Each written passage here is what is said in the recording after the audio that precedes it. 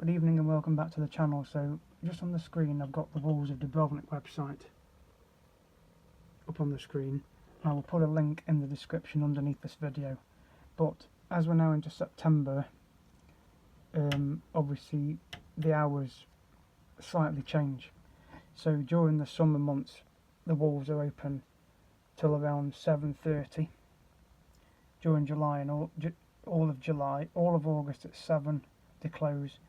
This month up until next Saturday it's 8 o'clock till 6:30, and then from the 15th of September to the end of the month, well, the 14th of September to the end of the month, it's 6 o'clock, and when I go in October it's 8 o'clock till 5:30 till the end of October. And then when you enter November it's 9 till 3 right the way through till March. So from November the 1st till March the 31st the walls are open, basically school hours, 9 till 3, and it's only closed on Christmas Day. Understandable. So and then from April the 1st it's the same hours technically almost as October's, but it's 10 o'clock till 5. It's a bit later. The prices, if we just go back up, well, first of all we'll go through the frequently asked questions. So they recommend you visit the walls early in the morning between 8 and 9, especially during the summer months. But you can enter the walls through the less crowded gates. The main ones is by the Peeler Gate. That attracts the most visitors, and I will agree with that. The other entrance is at the Plocker Gate, which is near the Banji Beach. So that's in front of the main fort where the Maritime Museum is. And the third entrance is actually near that fort where the Maritime Museum is. Because obviously the path starts straight and then obviously the steps start increasing. Depending on how many photo stops you want to take, it says that it's 2 kilometers long and it takes 1.5 to 2 hours to walk completely. That's if you just walk it without taking photos. But lots of people take photos, selfies, panoramas, video, and I do that as well. People use drones. I don't use a drone, but I do a lot of videos, a lot of photographs. So I always take more than 2 hours. I take my time. The next one down says, can you walk the walls of Dubrovnik for free? Well, you can, but only if you've got the Dubrovnik pass. But again, you have to pay for it. So technically, no, it's not free, because it says you'll need to have an entrance ticket. But you can have ways of saving money. So in other words, if you were to do the fort, that's €15 on its own.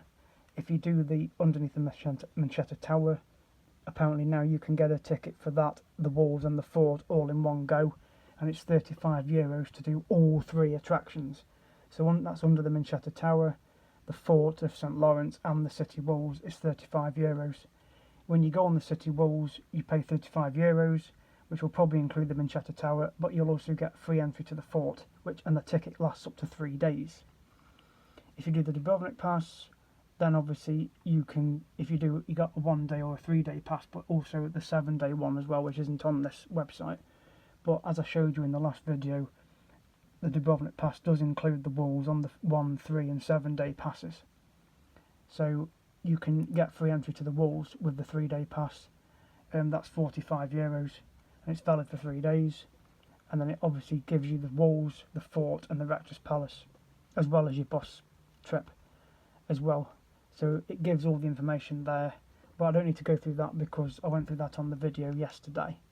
The only thing not included is food and drinks, guided tour and transfers. That's if you were staying in a hotel quite a way away, or you were on a cruise and you needed a transfer bus in. But you do get bus tickets, and you also get 20% discount for Lockram Island with the 3 day pass, and you get 30% with the 7 day pass. You don't get a discount with the 1 day. So for the walls, that's basically it. So as I say, one of the bars also that you can visit outside the walls is located just there. So you have to go up the steps near this church here, and then if you walk alongside the path it'll bring you to this bar here. It's the Buzzer Bar, but there's also another bar just there, the other side, under the word pass. There's another bar, so there's 2 buzzer bars, because the word buzzer in Croatian means hole in the wall.